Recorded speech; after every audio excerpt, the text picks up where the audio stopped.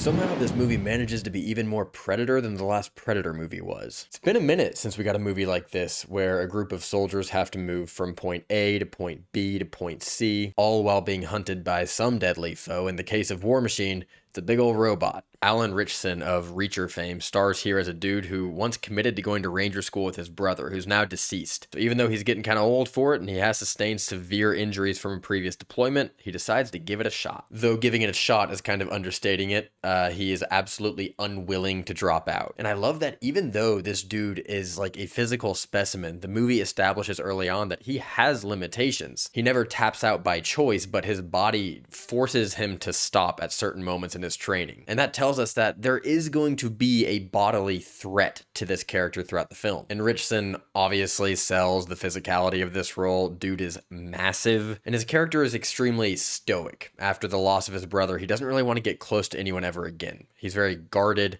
doesn't communicate with the other cadets in training very much, and that can make him a bit hard to relate to, but the screenplay does give him moments to save the cat, as it were, and really earn the audience's appreciation. And in keeping with his physical performance, I think the movie did a pretty good job of treating these people as mortal. For a while, they don't necessarily survive injuries where you're just like, no way. But at a certain point, it does push things way past the point of credibility, especially as it pertains to a military vehicle that just will not quit. And this movie knows exactly what lineage it falls into. It's lovingly hammy and macho and unashamedly targeted at dads. The dialogue is so cringe-inducing, and it sometimes feels affectionate, and I kind of appreciated it. This movie is very aware of its predecessors like Aliens and Predator, and I don't think it hides from the fact at all that it exists squarely in those movies' shadows. It doesn't try to do anything crazy with the formula. We get a quick introduction with these two brothers, and then we see the cadets training for about a half an hour, and then for the rest of the movie, they're trying to evade this killer robot. And I will say, I do think that something would have been added by either cutting out the introduction or cutting out the frequent flashbacks throughout the film. We get to see, first things first, the relationship between these two brothers and what is going to be inspiring this protagonist for the entire runtime. And then we're reminded over and over again by very on-the-nose flashbacks. And I just think the movie could have picked. I think what I would have preferred is that the entire introduction is just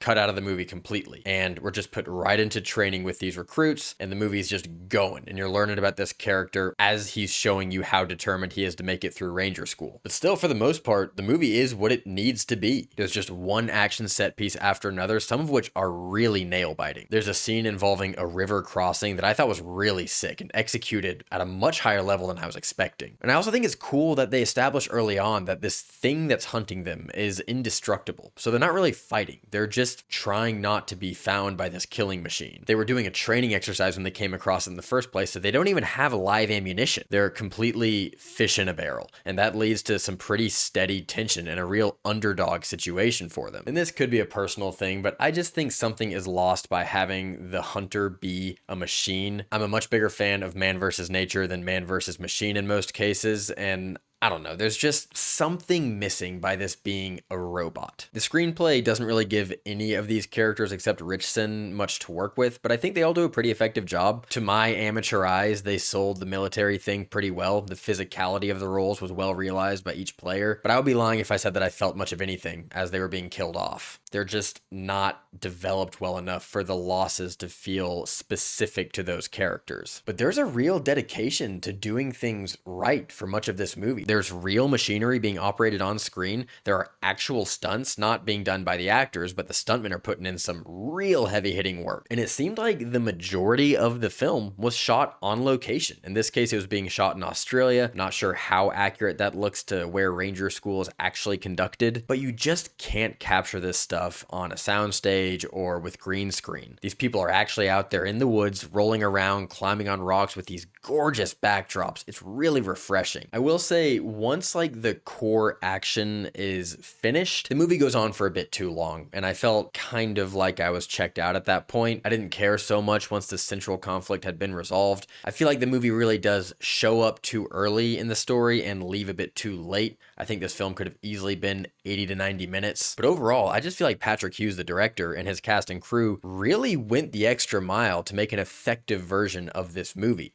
And they mostly succeed. So, in spite of all the glaring shortcomings, War Machine's gonna get a C+.